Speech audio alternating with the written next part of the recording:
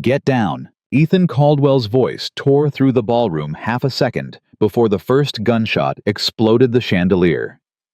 He seized the young CEO by the back of her gown and drove her to the marble floor as glass rained down where her skull had been. 200 guests believed he was nothing but the maintenance man in the corner. They were dead wrong. The man nobody ever noticed had once been one of the deadliest operators the United States Navy ever forged, and he had buried that life to raise a 6-year-old girl. Now it was clawing its way back, and someone was about to learn the cost. Before we go any further, comment the city you're watching from so I can see how far this story has traveled tonight. And if you believe the quiet ones are the strongest, subscribe and follow the channel. The dream always started with the water. Black water, warm as blood, closing over his head as the helicopter thumped away into a sky with no stars. Ethan Caldwell was 30 years old again, in that dream, 12 feet under the surface of a river, whose name was still classified, breathing through his nose, counting his own heartbeat, waiting for the signal that 4 other men were still alive on the far bank. And then the sound. Not gunfire. The other sound. The one he never talked about. The one that made him sit straight up in a narrow bed in a rented 1-bedroom apartment in Seattle, 6 years later drenched in sweat, one hand already reaching for a weapon that was no longer there. Daddy. The word cut the dream in half. Ethan blinked. The river was gone. The helicopter was gone. The men on the far bank were gone, all of them, forever. And standing in the doorway in pajamas covered with cartoon rabbits was the only reason he was still on this earth. "Hey, Maya Bug." His voice came out rough. He wiped his face with the heel of his hand and made himself smile.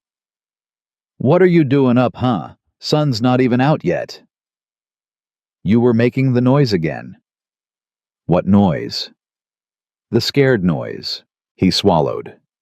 6 years old, and she already knew the difference between his sleeping sounds and his hurting sounds. That fact hit him harder than any bullet ever had.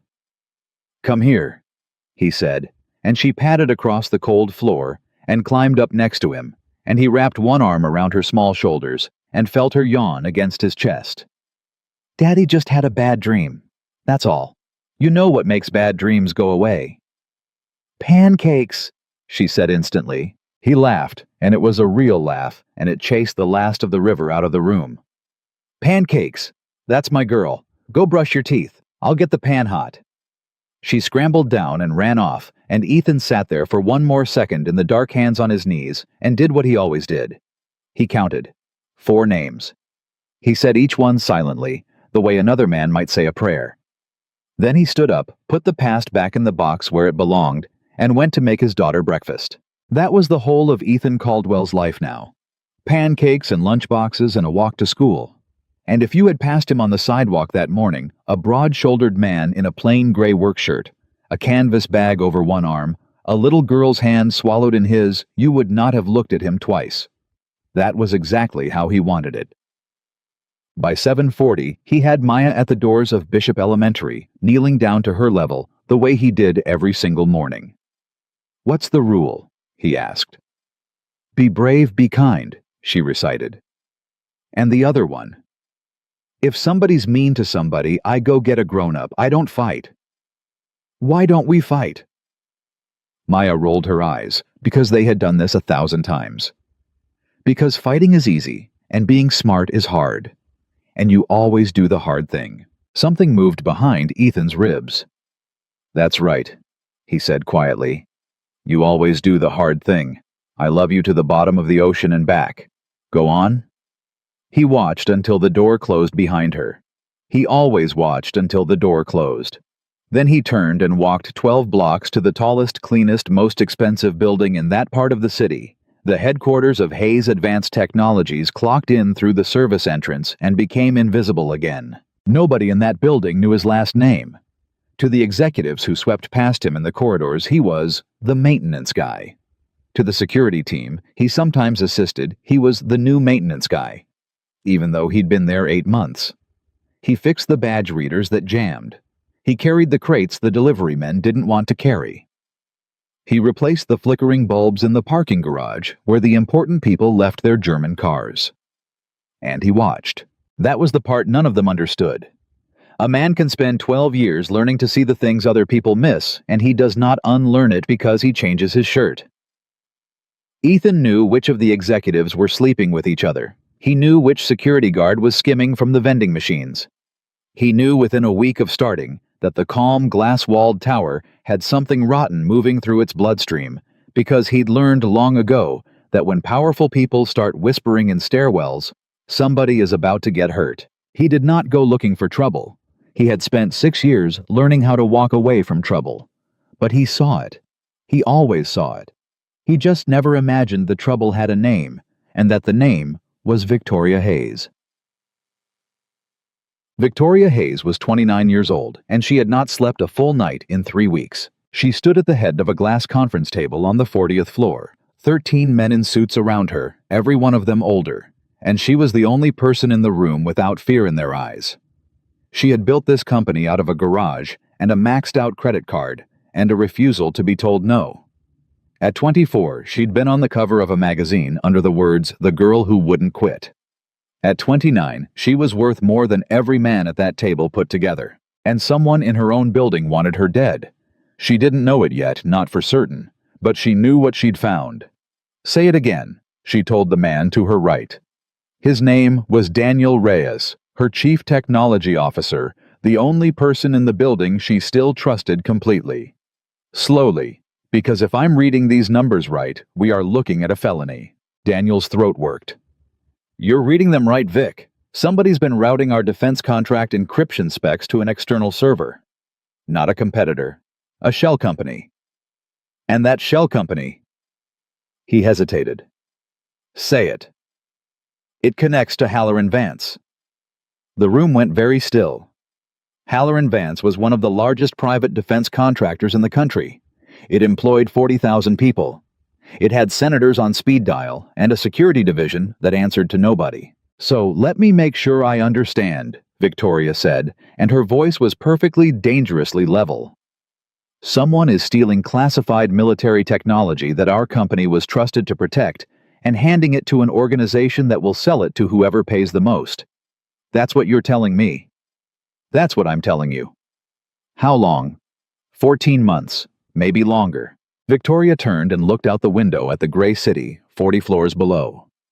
Somewhere down there, people were driving to work, walking their kids to school, living small, honest lives. And none of them knew that the code she'd invented, code that was supposed to protect the men and women who wore the uniform, was being sold out from under them. "I'm going to the fundraiser Thursday," she said. Daniel's face went white. "Vic, no. Listen to me. Every person who matters will be in that room. Defense officials, press, 2 senators." She turned back around, and her eyes were on fire now.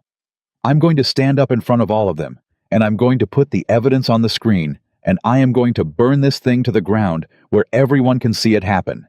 Because if I hand it quietly to a lawyer, it disappears. You know it disappears. And what if you disappear first?" The question hung in the air. Victoria smiled, but there was no warmth in it. "Then I guess we'll find out exactly how far these people are willing to go." She didn't notice the man in the gray shirt down in the lobby replacing a cracked panel on the elevator wall, who happened to glance up at that exact moment and see the 2 of them through the glass, the young woman with the burning eyes and the terrified man beside her, and think without wanting to think it. Somebody in this building is being hunted, and she doesn't even know it yet. Ethan looked back down at his work. Not my war, he told himself. Not anymore. He was wrong about that. He would be wrong about it in about 96 hours. The first time Victoria Hayes actually spoke to Ethan Caldwell, she did not know she was doing it. It was late, nearly 9 at night, and she was the last one on the 40th floor, which was how she liked it. She'd sent Daniel home. She'd told her assistant to go. She was alone with a screen full of evidence that could end careers and possibly end her life, and she needed coffee, and the coffee machine on 40 was broken. She rode the elevator down to the lobby in heels that had stopped being comfortable 4 hours ago, and there he was, the maintenance man, down on one knee in front of the coffee station near the security desk. A small toolkit open beside him, doing something to the machine's inner workings with the calm of a man who was never in a hurry. "Is that thing ever going to work again?" she asked. Not unkindly, just tired. He didn't look up. This one, no. It's 12 years old, and somebody's been putting cream in the wrong tank. I'm just slowing down the funeral. He glanced at her then, and something behind his eyes registered her the way a scanner registers a barcode, quick total, and gone. There's a good machine on the 3rd floor. Half these people don't know it exists. Coffee's better too. 3rd floor, she repeated. Ask for the one in the east break room, trust me. And that was it. He went back to his work. He did not fawn. He did not tell her he admired her company. He did not do the thing that every other person in her life did, which was to want something from her. He just told her where to find good coffee and let her go. Victoria stood there a second longer than she needed to. What's your name? She asked. Ethan? Ethan what? But the elevator arrived and she stepped into it out of habit, and the doors closed before he answered. She rode up to the 3rd floor, found the east break room, found the good machine, and because she was exhausted and running on adrenaline and fear, thought nothing more about the man on his knees in the lobby. If she had known who he was, she would have gone back down and never let him out of her sight. Ethan finished with the coffee machine, packed his tools, and did his last round through the parking garage at 9:45. And it was in the parking garage that the quiet life he'd built for 6 years took its first crack. There was a van. A plain white cargo van backed into a spot in the far corner of level 2 near the executive elevator. No company logo. No plates in the front bracket. Windows tinted past the legal line. Engine off, but Ethan put a hand flat against the hood in passing old habit and felt warmth. It had been driven recently, and the driver had backed it in, which nobody does in a private garage unless they want to be able to leave fast. He kept walking. He didn't slow down. He didn't stare.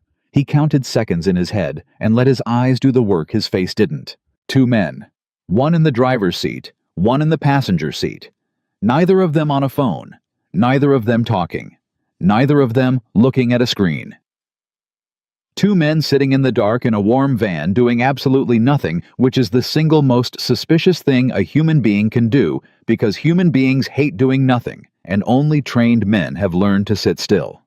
Ethan Caldwell had sat in a lot of vans in his life. He finished his round, like a man with nothing on his mind, clocked out through the service entrance, and stood outside on the sidewalk in the cold, and told himself the same thing he'd been telling himself for 6 years. Not my war. But he thought about the young woman with the burning eyes on the 40th floor. He thought about the terrified man beside her. He thought about a plain white van backed into a corner with the engine still warm 30 feet from an executive elevator. And underneath all of it, quieter than everything else, he thought about a river with no name and 4 men on a far bank who had died because one person saw the danger too late. He almost went back inside. He didn't. That was the mistake he would spend the rest of his life making sure he never made again. He told himself it wasn't his business. He told himself a good father doesn't go looking for a fight. He told himself Maya needed a dad who came home. And all of those things were true. He walked home to his daughter. He did not sleep. The next morning at breakfast, Maya noticed. She always noticed. "You've got your thinking face," she said, pointing her fork at him. "Do I? You get quiet, not just regular quiet. What are you thinking about?" Ethan looked at his daughter across the little kitchen table, at the syrup on her chin and the seriousness in her eyes, and he made a decision he didn't fully understand yet. "I'm thinking," he said slowly, "that sometimes you see something that isn't your problem, and you can walk away, and it's easier, and nobody would blame you. And sometimes you see something that isn't your problem, and if you walk away and something bad happens, you have to carry it. Forever." Maya chewed on this the way she chewed on her pancake. "Which one is it?" "I don't know yet." "Be brave, be kind," she said like it was obvious. "You made me learn it. It's your rule." He looked at her for a long moment. Out of the mouth of a 6-year-old had come the exact thing he'd been trying not to hear. "Yeah," he said quietly. "It's my rule." He got to work early. Not because he was going to do anything he told himself that carefully, but because he was going to look. Looking wasn't fighting. Looking was just looking. He found Daniel Reyes first.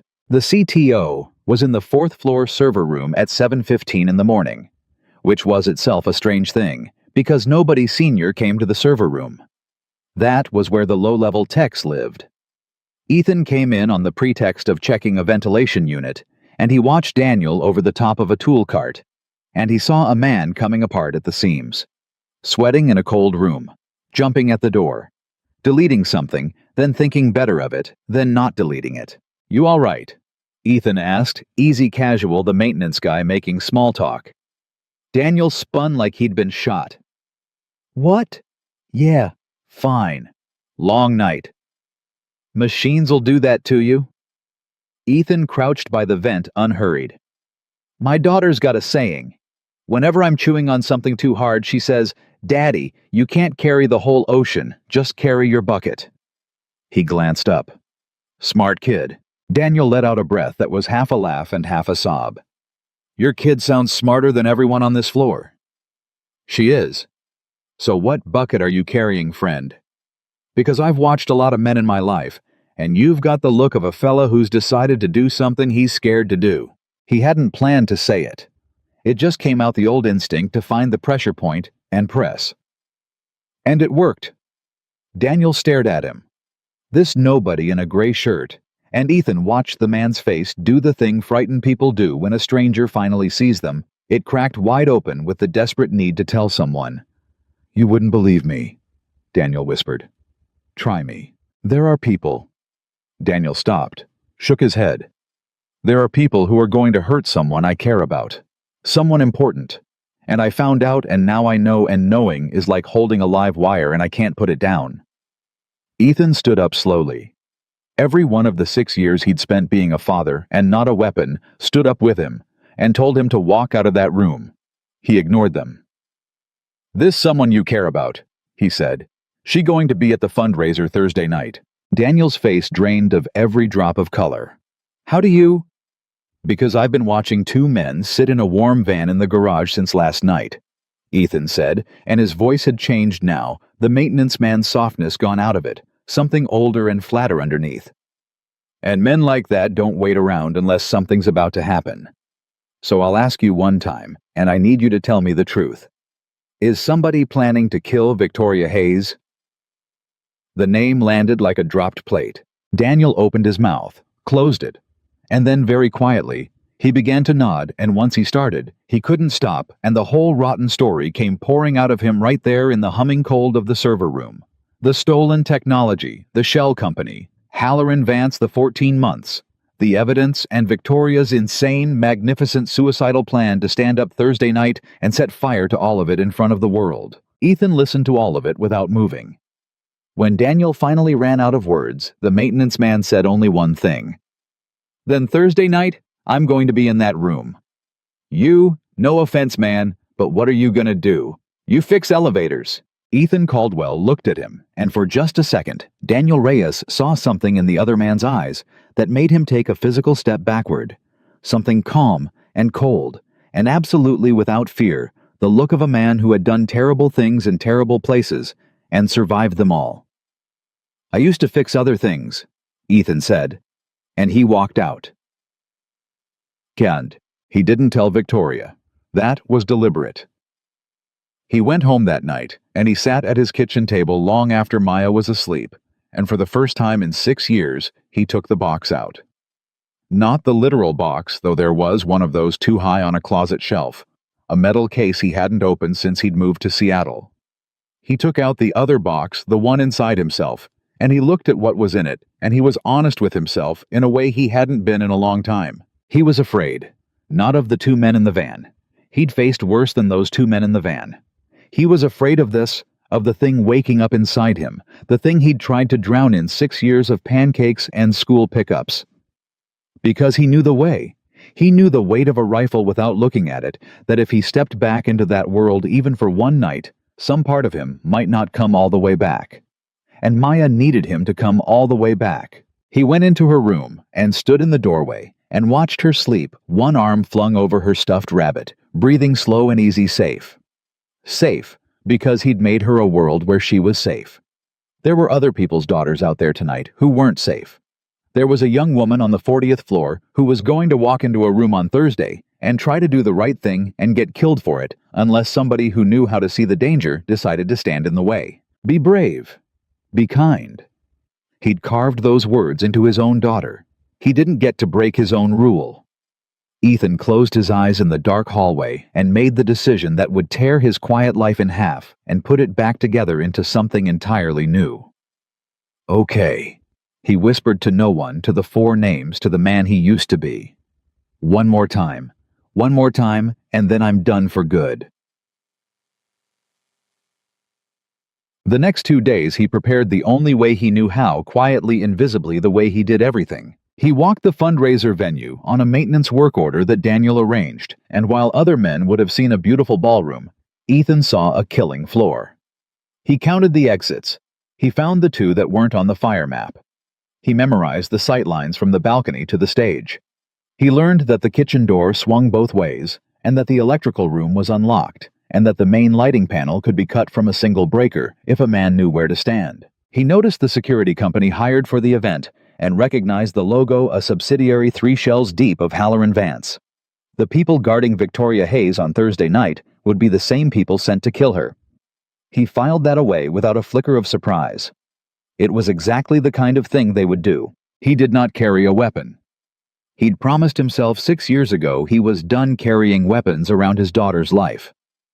But he stood in the electrical room on Wednesday afternoon and rehearsed in his mind the way a pianist rehearses without a piano. The darkness, the exits, the timing, the distance from the stage to Victoria and back, until he could have moved through that room blind. On Thursday morning, he walked Maya to school like it was any other day. "What's the rule?" he asked, kneeling down. "Be brave, be kind." And the other one, "If somebody's mean to somebody, I go get a grown-up. I don't fight." He looked at her, and his throat was tight, and he pulled her into a hug that lasted a little too long, and she let him because she was 6, but she wasn't stupid, and she could feel that today was different. "Daddy," she said into his shoulder. "Are you going somewhere?" "I'm going to work baby." The scared noise. "You had it awake this time. This morning. When you were making my lunch." Ethan pulled back and looked at his daughter, and he did the thing he had sworn he would always do, which was to never lie to her. "There's a lady at my work," he said. "A good lady. Some bad people want to hurt her tonight, and I'm one of the only people who knows how to stop them." Maya's eyes got very wide and very serious. "Are you the grown-up she gets?" The words hit him like a fist. He had to look away for a second. "Yeah, Maya Bug," he said when he could talk again. "I guess I'm the grown-up she gets." She thought about that with the whole weight of her 6 years. Then she reached up and put both small hands on his face the way he sometimes did to her and said, "Then be brave, be kind, and come home. That's the most important rule. You come home." "I'll come home," he said. "I promise you, I will come home." He watched her walk through the doors of Bishop Elementary. He watched until the door closed, because he always watched until the door closed, and this time more than ever. Then Ethan Caldwell straightened up, turned around, and walked toward the tallest building in the city, and toward the ballroom that was waiting for him, and toward the 2 men in the warm white van, and toward the young woman who did not yet know that the quiet employee she'd barely looked at was the only person on earth standing between her and a bullet. By nightfall, everyone in that ballroom would learn his name, and Victoria Hayes would spend the rest of her life remembering the exact moment she heard him shout 2 words across a room full of the most powerful people in America: "Get down." The ballroom filled slowly, the way expensive rooms do, 1 black car at a time. Ethan stood in the shadow of the service corridor in a borrowed catering vest, and he watched them come in, and he cataloged every one of them the way he'd been trained to catalog a battlefield. The senators with their handlers, the defense officials with their careful smiles, the billionaires who tipped nobody, the press near the back with their cameras and their credentials on lanyards. 211 people, and Ethan Caldwell had counted every single one of them before the band played its first note. He was counting the wrong things, and he knew it. He was counting so he wouldn't think about Maya's hands on his face that morning. He was counting so he wouldn't feel the old cold thing settling into his chest, spreading out through his arms and down into his hands. The thing that made him steady, and made him deadly, and made him for one night exactly what he'd promised his daughter he would never be again. "You in position." Daniel's voice came through the little earpiece, thin and scared. "I'm in position. Vic just got here. She's got Ethan. She looks so calm. She has no idea." "Keep it that way," Ethan said. "You tell her tonight she panics. She does something different than what they expect, and different is what gets people killed. Right now, she's predictable. Predictable keeps her alive until I say otherwise." "I don't know how you can be so—" "Daniel." Ethan's voice was flat and low. "Where are the security men?" "The event security. Tell me where they're standing." A pause. "There's okay. There's one by the main doors, one by the stage stairs, two by the bar, one up on the balcony. Yeah, I see him." Ethan's eyes went up to the mezzanine that ran along the east wall to the man leaning on the rail with a drink in his hand that he wasn't drinking, looking down at the crowd with the flat patience of a man watching cattle. "That's the shooter." "What? How do you—" "Because he's the only one with a clean line to the stage, and nothing between him and the exit behind him. If I were doing this, that's exactly where I'd stand." Ethan shifted his weight in the vest and stayed in the dark. "There's more than one. There's always more than one. Two on the floor to push the panic, one high to do the work. You watch. When it starts, the men on the floor won't run toward the trouble. Everybody real runs away from the noise or toward the person they love. These men'll do neither. They'll move like they've got a job. That's how you'll know. How I'll know I'm not Ethan. I'm hiding in a coat closet. What am I gonna do?" "You're gonna keep talking to me and telling me where she is. That's your job. That's the only job. You do that, and you'll have done more than everybody in that room put together." Ethan's eyes never stopped moving. "Where is she now?" "Working the room. She's near the front. She just shook hands with Senator Ellison." "Good. Tell me the second she steps toward that stage." Victoria Hayes moved through the crowd like she owned it because in every way that mattered, she did. She shook the hands. She said the right things. She laughed at a joke that wasn't funny and let a man twice her age believe he'd charmed her. And the whole time, tucked in the small clutch under her arm, was a drive the size of a stick of gum that held enough evidence to put 20 powerful people in federal prison, and she could feel it there against her ribs like a second heartbeat. She had rehearsed her words 100 times. She knew exactly what she was going to say when she reached that microphone. She was going to thank the room. She was going to talk about trust. And then she was going to say the words Halloran Vance out loud into a live microphone in front of 2 United States senators and a dozen cameras, and the world was going to change, and there would be no putting it back. She was not afraid. That was the thing people never understood about her. Victoria Hayes had stopped being afraid of anything the day she'd signed the papers on a company everyone told her would fail. Fear was a luxury for people who had a choice. She'd never felt like she had one. "Ms. Hayes?" A man appeared at her elbow, one of the event security, broad, polite, an earpiece coiling down into his collar. "We're ready for you at the stage whenever you'd like. Mr. Coleman asked me to make sure you get up there safely." "How thoughtful of Mr. Coleman," Victoria said. She'd never heard of a Mr. Coleman. She smiled anyway. "Give me 2 minutes." "Of course. I'll walk you up when you're ready." She watched him melt back into the crowd, and something at the very back of her mind, some animal thing older than all her confidence, twitched. "I'll walk you up." Nobody walked her anywhere. She'd never in her life needed walking. She didn't know why the thought stuck. She pushed it away. She had a company to save, and a country to protect, and a speech to give, and she was not going to let a polite man with an earpiece rattle her. "She's heading for the stage," Daniel breathed into Ethan's ear. "There's a security guy walking with her. Big guy. He wasn't Ethan. He came out of nowhere. He attached himself to her." Ethan went very still. "Describe him." "Big, bald, gray suit. He's got a hand. He's got a hand on her lower back. He's steering her." And that was the moment Ethan Caldwell stopped being a maintenance man. He didn't feel it as a decision. He'd stopped making decisions the moment he walked into the building that morning. What happened now happened below. Thought in the place the Navy had spent 2 years and a great deal of money building into him, the place that took over when the shooting started and gave him back afterward, changed. His breathing dropped. His vision sharpened at the edges. The 211 people in the room resolved down into 3 that mattered. The man steering Victoria, the 2 he'd already marked on the floor, and the shooter on the balcony, and everything else went soft and gray and unimportant. "They're moving her early," he said, and his own voice sounded far away to him. "They're not waiting for the speech. They're gonna put her on that stage, under the lights, isolate her from the crowd, and take her when the room's looking the wrong way. The man steering her is going to hand her off and step clear. When he steps clear, it starts." "What do I do, Ethan? What do I do?" "You already did it." Ethan was already moving. Not toward the stage, toward the electrical room.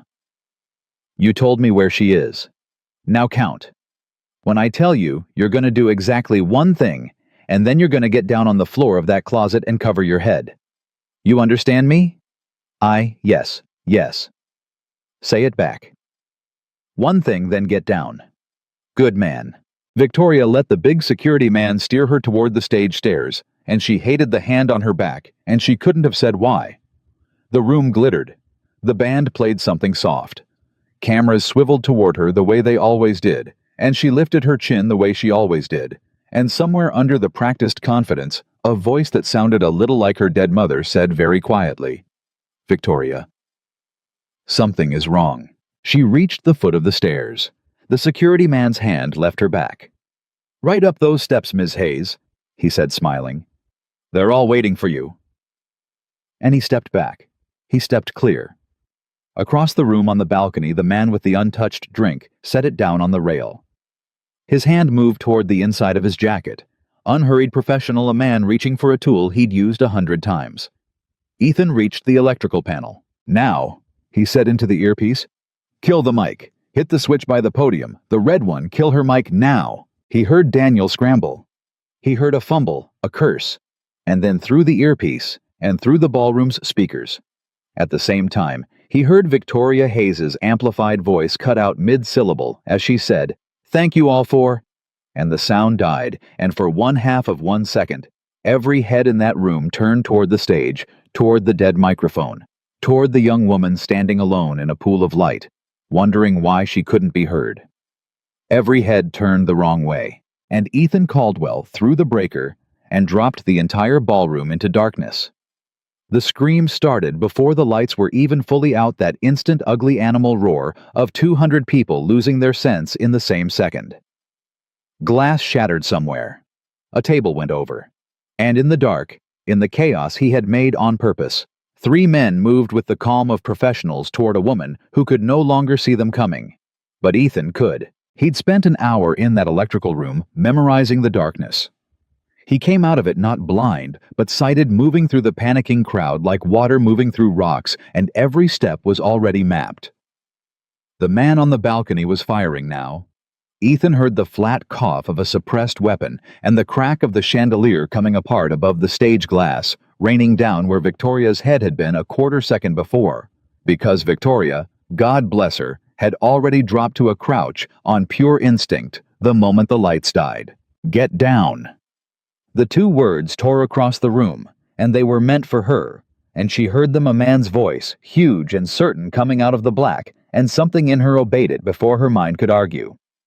She flattened, and a hand closed around the back of her gown and hauled her sideways off the stage, entirely down into the crush of overturned chairs, as a second round hammered into the podium where she'd been kneeling. "Stay low, stay with me, don't stand up," the voice said, right against her ear, now calm as a man reading a bedtime story. "Whatever you hear, you do not stand up." Who are you?" "I'm the coffee guy," Ethan said. "3rd floor, East break room. Move."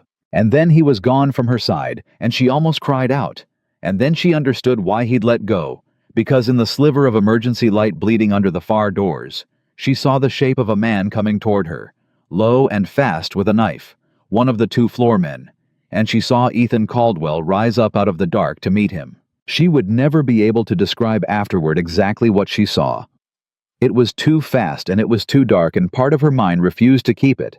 She saw the maintenance man take the knife arm and fold it the wrong way. She heard a sound like a green branch breaking. She saw the attacker's own weight used against him turn dropped. And then the man was on the floor not moving. And Ethan already had the knife and was already scanning for the next threat. And none of it had taken longer than 3 seconds, and he hadn't made a sound. "There's another one on the floor," Ethan said to her, or to the darkness, she couldn't tell. "And a shooter up high. We're not going out the main doors, they've got that covered, that's what they want. Kitchen, behind you. On my count, you crawl to the kitchen door and you push through it and you keep going.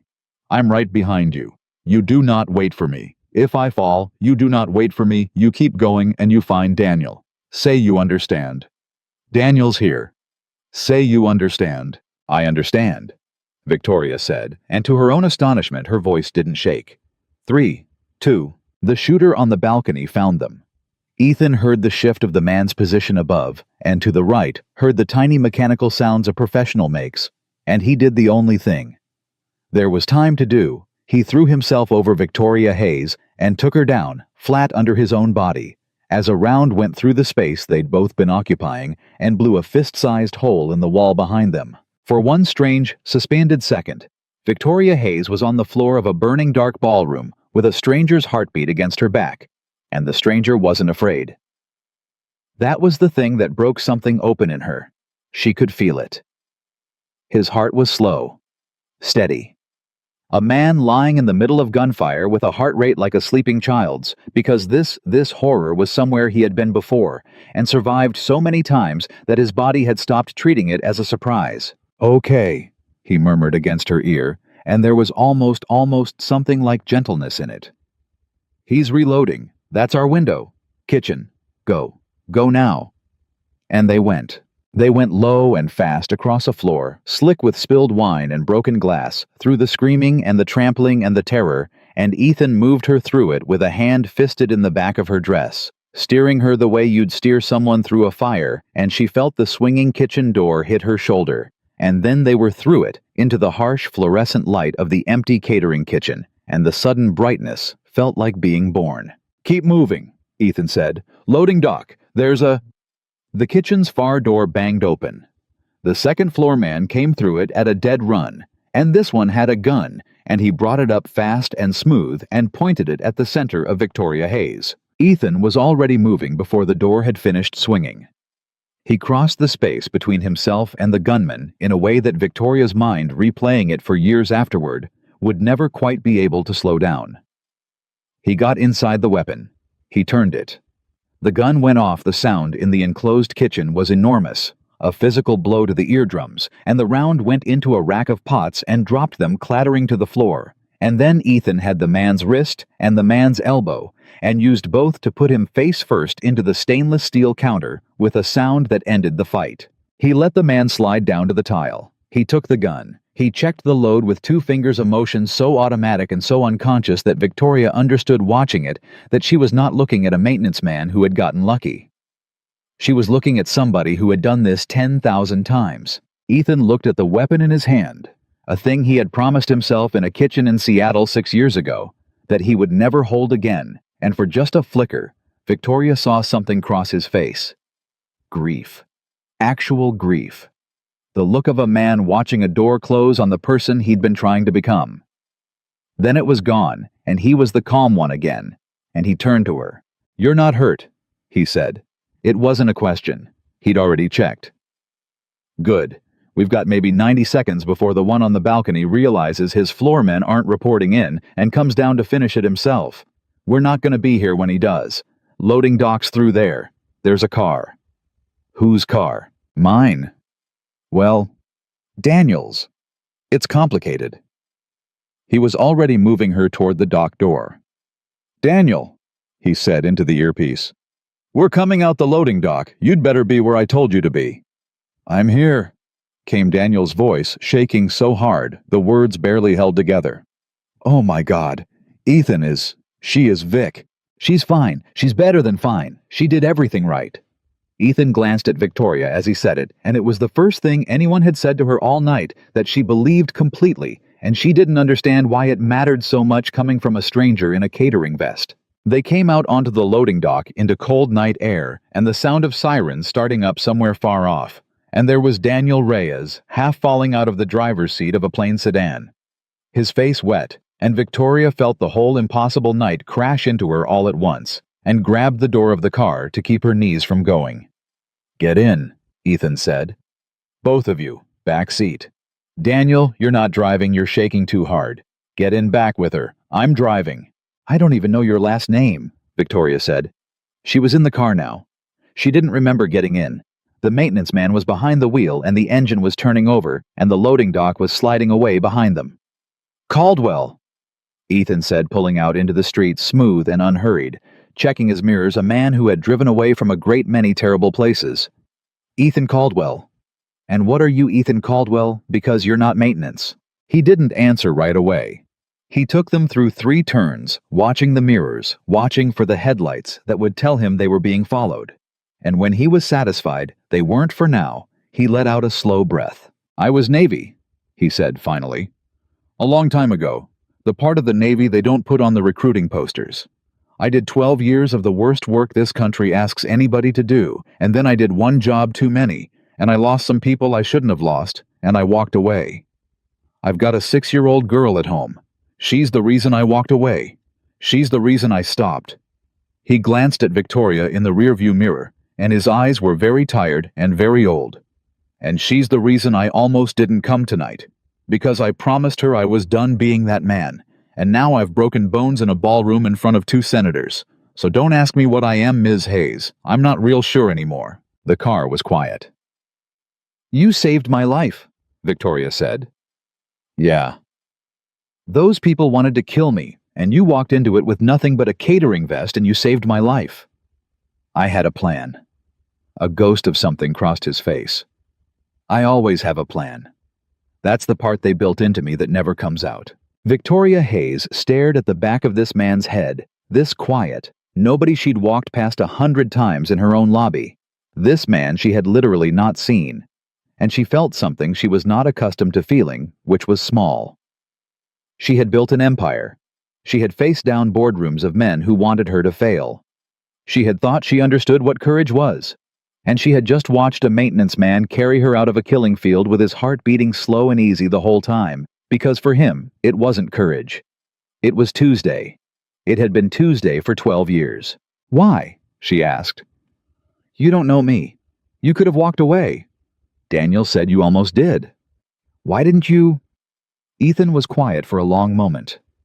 When he answered, he didn't answer her. He seemed to be answering someone else. "I've got a rule I teach my daughter," he said. "Every morning, be brave, be kind." And this morning, she caught me making her lunch with my hands shaking, and she asked me if I was going somewhere, and I told her the truth. I told her there was a good lady at my work that some bad people wanted to hurt, and I was one of the only people who knew how to stop them. He signaled a turn. And she looked at me 6 years old, and she asked me if I was the grown-up you get, because that's the other rule I taught her. If somebody's being hurt, and you can't stop it yourself, you go get a grown-up. You find the one who can help. He pulled the car onto the highway, into anonymous traffic, into the river of red taillights heading out of the city.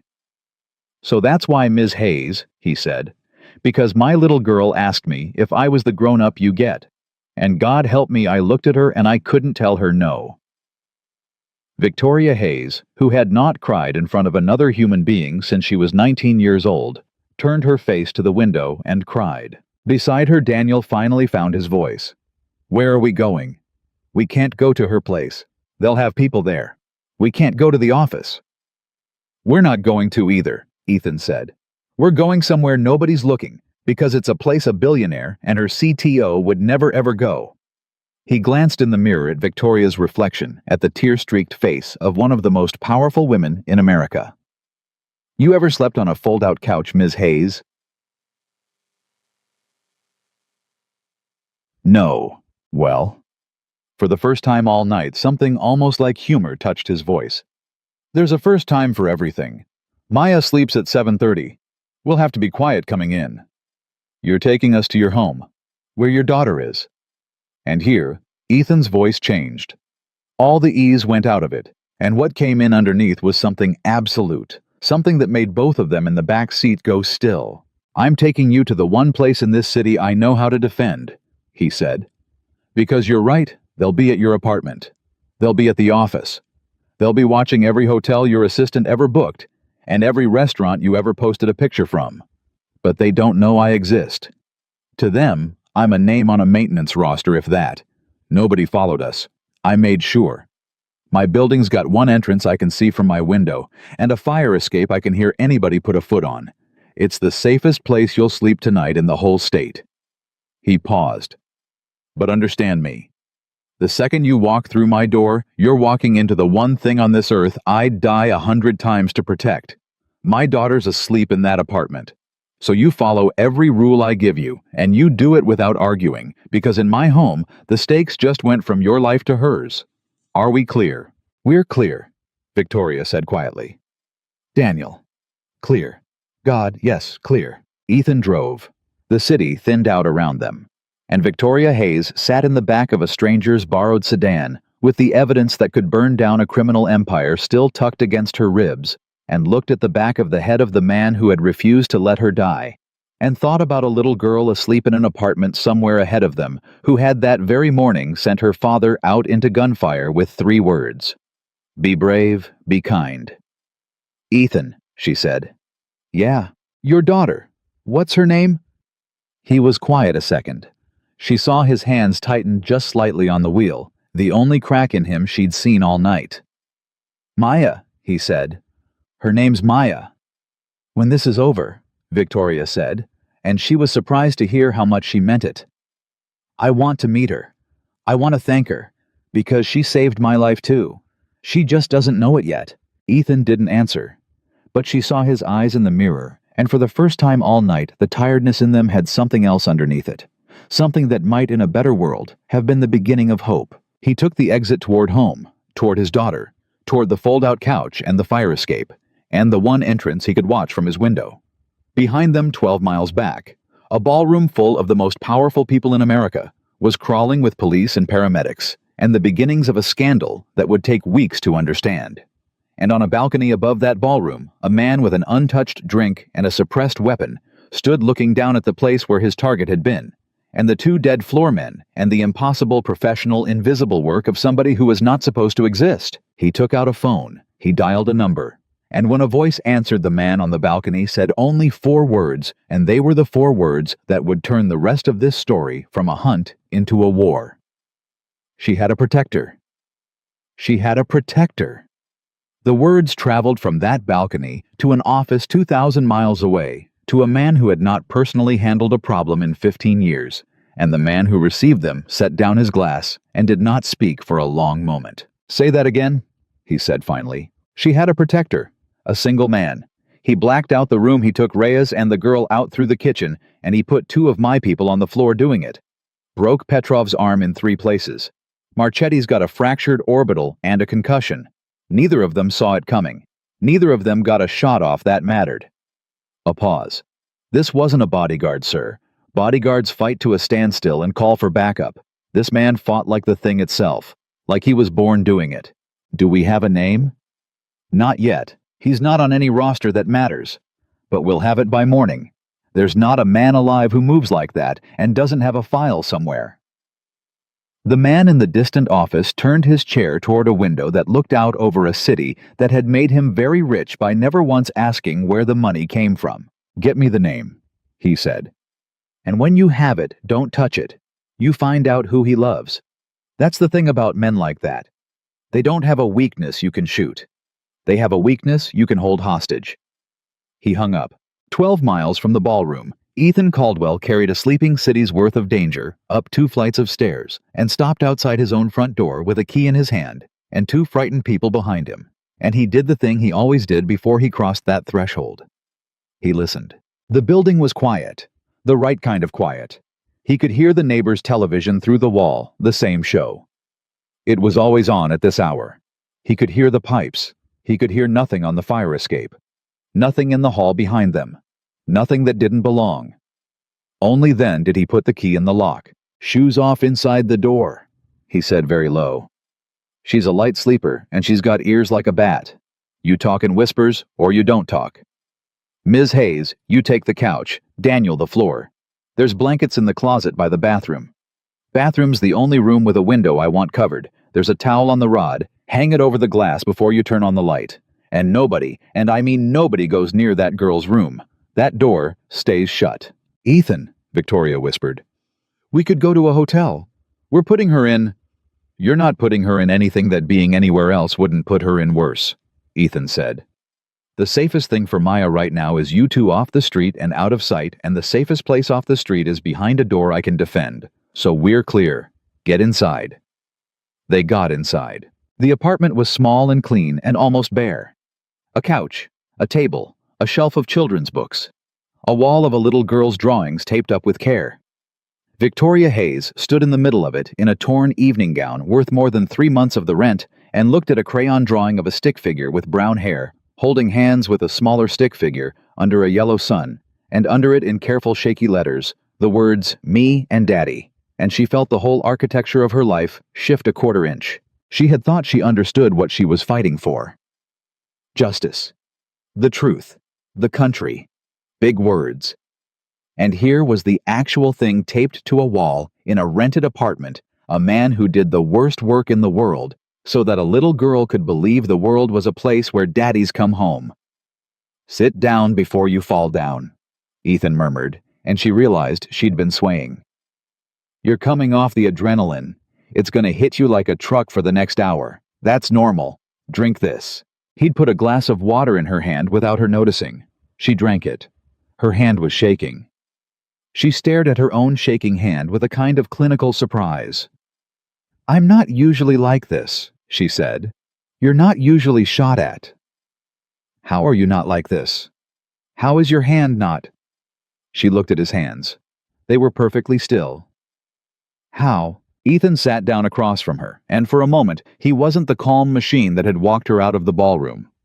He looked for just a second, like a very tired man. "Because the first 50 times I was like you," he said quietly. "Worse than you. I threw up after my first real op. Shook for 2 days. And then your body learns. It learns that shaking doesn't help, so it stops offering. It's not brave, Ms. Hayes. Don't make it into something noble.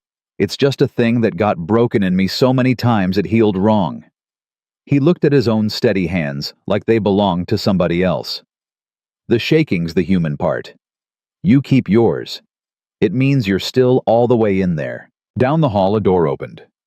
Ethan was on his feet, and between the hallway and his guests, before the sound had finished, a movement so fast and so total that Victoria startled backward on the couch. And then a small voice said, "Daddy," and every hard line in the man dissolved at once. "Hey," he said, and his whole voice had changed, gone soft and warm, the voice from the crayon drawing.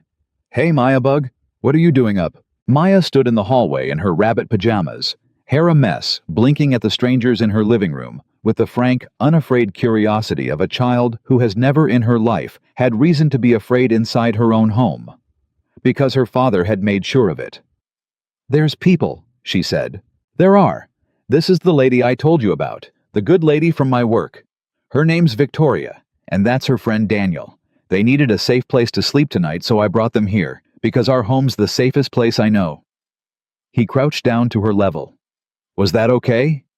"Should have asked you first. It's your home too." Maya considered this with total seriousness.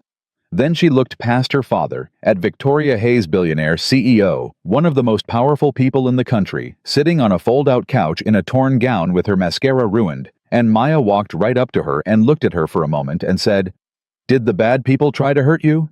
Victoria opened her mouth, closed it. "Yes," she said. "They did." "Did my daddy stop them?" "Yes," Victoria whispered. "Your daddy stopped them." Maya nodded like this was exactly what she'd expected, like her father stopping bad people was simply the way the world worked. "He always does the hard thing," she explained matter of fact. "That's why the bad people don't win. Are you scared?" "A little," Victoria admitted. She could not have lied to that face. Maya thought about this. Then she turned and ran back to her room, and Ethan started to rise, and she came back before he was all the way up, holding a stuffed rabbit, gone soft and gray with love, and she held it out to Victoria with both hands. "This is Beans," she said. "He helps with scared. You can hold him tonight, but I get him back tomorrow." Victoria Hayes took the stuffed rabbit from the little girl's hands, and she looked at Ethan over the top of the child's head, and Ethan looked back at her, and neither of them said anything, because there wasn't anything to say that wouldn't have broken the moment. Then Ethan scooped his daughter up. "Okay, that's enough being brave for one night. Back to bed. I'll do the extra long tuck." The one with the ocean? The one with the ocean. He carried her back down the hall, and Victoria heard through the not-quite-closed door his low voice doing something with words about the bottom of the ocean and back, and she held a stranger child's stuffed rabbit against her chest and understood that whatever happened tomorrow, she was not going to let these people be hurt because of what she'd started. Whatever it cost. She'd been willing to die for the truth. She discovered sitting on that fold-out couch that she was even more willing to live for these two. When Ethan came back, he was the operator again. The softness had gone back wherever he kept it. "She down?" Daniel asked. "She's down. Now we work." Ethan pulled a chair over and sat forearms on his knees. "Tell me everything. Not the version you'd give a lawyer. All of it. Because the man on that balcony called somebody the second we were clear, and by morning they'll have my name. And once they have my name, they'll have this address. And once they have this address, I've got a choice to make about my daughter that I do not want to have to make. So the faster I understand exactly who wants you dead and exactly how big this is, the faster I can end it before it comes to my door. Talk." And they talked. For 2 hours in whispers in the lamplight of a small apartment, Victoria Hayes laid it all out: the defense contract, the encryption specs her own company had built to protect American soldiers, the 14 months of theft, the shell company, and the name underneath all of it. Halloran Vance, a private defense empire with 40,000 employees, a private security division that answered to no government, and a founder named Marcus Vane, who had not appeared in a photograph in 9 years, and who, by Victoria's evidence, had personally signed off on selling stolen American military technology to the highest bidder on 3 continents. Ethan listened to all of it without moving. When she finished, he was quiet for a long time. "You have proof of all this," he said. "Actual proof. On you right now." Victoria reached into the clutch that had somehow survived the whole night and took out the drive, the little stick of plastic no bigger than a stick of gum, and set it on the table between them. "Everything," she said. "Wire transfers, internal memos, Vane's signature on the routing orders. Enough to indict 20 people and end the company. That's why they'll never stop. It's not about revenge. It's math. As long as this exists, and I'm alive to authenticate it, every one of them is going to prison. I'm not a person to them anymore. I'm a loose end." Ethan looked at the little drive on his kitchen table, and Daniel watched his face. And Victoria watched his face, and what they saw there was a man doing calculations neither of them could follow. "Then here's what's true," Ethan said finally. "You had a good plan, and it was suicide. Standing up in a ballroom and saying it out loud, I understand why you thought it'd work. Make it too public to bury. But you were bringing a truth to a place they controlled, and they'd already bought the security, and you'd have been dead before you finished the second sentence. You know that now." "I know that now. So we do it different. We don't bring the truth to a room they own. We put it somewhere they can't reach and can't deny all at once everywhere, so that killing you stops solving their problem. Right now, you're the loose end, because the truth lives with you. We make the truth live everywhere." The second 20 newsrooms and the FBI and 3 oversight committees all have the same file at the same minute you stop being worth killing. You become worth nothing to them, and worthless is the safest thing you can be to a man like Vane. Victoria stared at him. "You've thought about this before. I've spent 12 years thinking about how to make people safe by making them not worth the trouble," Ethan said. "It's the same math whether it's a village or a CEO. You don't win by being too strong to kill. There's always somebody stronger. You win by making your death pointless." He tapped the table once. "But that drive can't be the only copy. If that's the only copy, then you're right. You're a loose end forever, because they can spend the rest of their lives hunting one piece of plastic. Daniel, can you make more? Can you make it so it's already everywhere before they even know we've moved?" Daniel swallowed. Yes. If I can get to a clean machine and an encrypted line, I can build a dead man's release. Dozens of recipients timed, so it all fires at once, and you can't stop one without stopping none. I've been afraid to, Because the second I build it, I've committed a felony myself, and if it goes wrong, it's already gone wrong, Daniel, Victoria said quietly. They shot at me in front of 2 senators. There's no wrong left to protect against. There's just finishing it, or dying with it unfinished. The room was silent. There's a third person who has to say yes to this, Ethan said, and both of them looked at him. Me. Because the minute we do this, I'm in it all the way, and there's a little girl asleep down that hall who didn't sign up for any of it. He looked at the closed door of Maya's room. I walked away from this life to keep her out of it, and here I am. And I've got to decide whether the man who protects her best is the one who hides or the one who ends the threat so completely it never gets near her door. He was quiet for a long moment. When I was in, he said finally, not really to them. We lost 4 men on a job that went bad, my team. And it went bad because somebody up the chain, somebody comfortable, somebody who never bled for anything, decided that 4 men on the ground were an acceptable loss for a deal that made somebody rich. That's the whole reason I got out. I couldn't stand it anymore, dying for the Marcus Vanes of the world. Men who steal what other men die to protect and never once feel it. His jaw tightened. And now you're telling me there's a Marcus Vane stealing the exact thing my 4 brothers died protecting and selling it, and he's going to kill you to keep doing it. And you want to know if I'm in? He looked at the drive. Yeah, he said. I'm in. Not for you. No offense. I'm in because for 6 years I've been telling myself walking away was the same as making it right, and it wasn't. It was just walking away. This is the first chance I've had to make it right. Build your dead man's release, Daniel. Let's make the truth impossible to kill. By 4 a.m, they had the shape of a plan, and by dawn they had a problem.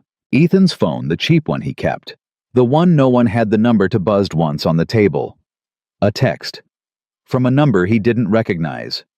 He picked it up, and Victoria watched every muscle in his face go to stone. It was a photograph. It was a photograph of Bishop Elementary School. Of the front doors.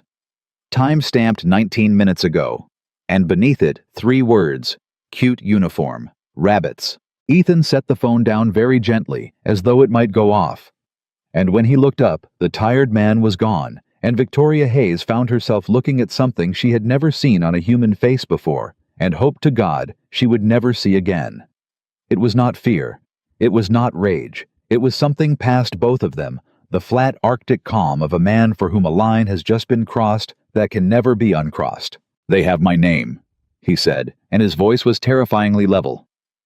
And they went to her school before they came to my door. That's not a threat to me. A threat to me, they'd have come here. This. He touched the phone. This is them telling me they can reach her.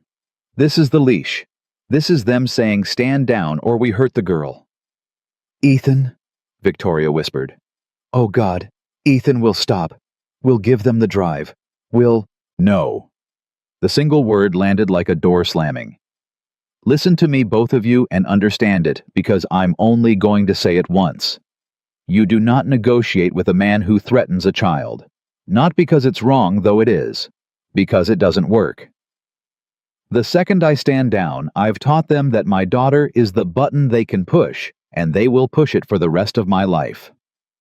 Every time you get close to the truth, every time this crawls back up out of the ground, they'll photograph her school. There's no giving them the drive. There's no deal. There's only one way this ends where Maya is safe for the rest of her life, and that's Marcus Vane's whole world burning to the ground so completely that there is no one left who profits from touching her. He stood up, and Victoria understood that she had, without meaning to, without wanting to, woken something that had been sleeping for 6 years, and that it was fully awake now, and that God help the men who had woken it. Daniel, Ethan said, and his voice was calm, and that was the most frightening thing about it. How long to build the release? 6 hours, maybe 8. You've got 4. I'm getting my daughter out of that school and somewhere they can't find her, and then you and I are going to finish this today, not next week. Today. Because they just showed me they're willing to touch her, and every hour she's inside that threat is an hour I'm not willing to give them. He was already moving, already pulling on a jacket, already becoming the thing the Navy had built. Victoria, you stay here. You do not open this door for anyone but me. Daniel builds. You hold beans." He paused at the door, and for 1/2 second, the father surfaced through the operator, and his voice cracked just slightly on the next words. "And if I don't come back from the school, if something goes wrong, you take my daughter, and you run, and you don't stop, and you use everything you've got, every dollar and every lawyer and every senator, to burn Marcus Vane to the ground. You promise me that. You promise me that right now." "I promise," Victoria said, and she had never meant anything more in her life. "Ethan, I promise. Go get her. Go get your daughter." He went. He drove to Bishop Elementary, doing everything right. No speeding, no red lights, nothing that would draw a stop, checking his mirrors the whole way, because a man in a hurry makes mistakes, and mistakes were the one thing his daughter could not afford. And the whole drive underneath the Arctic calm, one single thought turned over and over in Ethan Caldwell's mind. And it was not a strategy, and it was not a plan. It was a memory. It was Maya's small hands on his face that morning. It was 3 words. "You come home." He'd promised her he'd come home. He had not promised her he'd come home the same man he left as. And somewhere on the highway, doing the speed limit, exactly checking his mirrors, Ethan Caldwell made his peace with the fact that the man who walked back through that door tonight was going to be the man he'd spent 6 years burying, and that he was going to let him out one final time all the way. No leash, no mercy, because someone had photographed his daughter's school and sent it to him with a note about rabbits. He reached the school. He parked. He walked through the front doors like any other father, and the calm on his face was the calm of very deep water. And he asked the woman at the front desk if he could please check his daughter out, early family thing. And she smiled and said, "Of course, Mr. Caldwell." And while she looked up the form, he let his eyes move across the parking lot through the glass doors, cataloging, counting the way he'd counted a ballroom the night before. And there at the far edge of the lot, backed into a spot so it could leave fast. Engine warm. 2 men inside doing absolutely nothing was a plain white van. Ethan Caldwell smiled at the woman at the desk and signed his daughter out in a steady hand, and thought with the cold, clean clarity of a man who has finally stopped pretending to be anyone but exactly what he is. "Good. You came to me. That saves us both some time." Ethan walked out of the front office with Maya's small hand in his and her backpack over his shoulder, and he did not hurry, because hurrying was a signal, and signals got people killed. He smiled at the woman behind the desk. He thanked the teacher who brought Maya out with a puzzled little frown on her face. "Early pickup. Mr. Caldwell. Everything okay?" And he said, the thing fathers say, something about a doctor's appointment, and his voice did not shake even a little. And the whole time, some cold, clean part of his mind was counting down the seconds to the parking lot the way he used to count down to a breach. "Daddy, is it the dentist? I don't want the dentist." "Not the dentist, baby." "Then what?" "We're gonna go on an adventure," Ethan said, and crouched down in the school hallway, right there in front of the cubbies and the construction paper turkeys, still up from some autumn lesson, and looked his daughter dead in the eye. "I need you to do something for me. I need you to hold my hand extra tight, and I need you to walk exactly where I walk, and I need you to not look at the cars in the parking lot. Not one of them. You look at me. Can you do that?" Maya's face, which had been open and curious a second before, went very still. She had her father's stillness. She'd had it since she was 3. "Is it the bad people?" she said, not a question. "It might be. I don't know yet, but I know how to keep you safe, and I need you to trust me completely for the next 60 seconds. Can you do that?"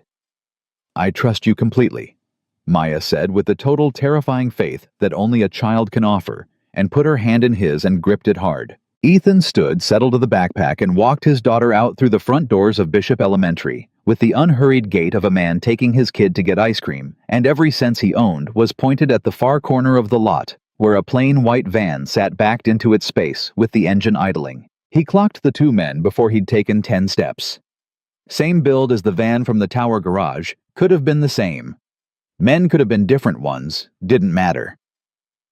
One was in the driver's seat. The other had gotten out and was leaning against the hood with his arms crossed, like he was waiting for someone doing a bad job of looking casual the way men do when the pretending isn't really the point anymore. He wanted Ethan to see him. That was the message. We can get this close.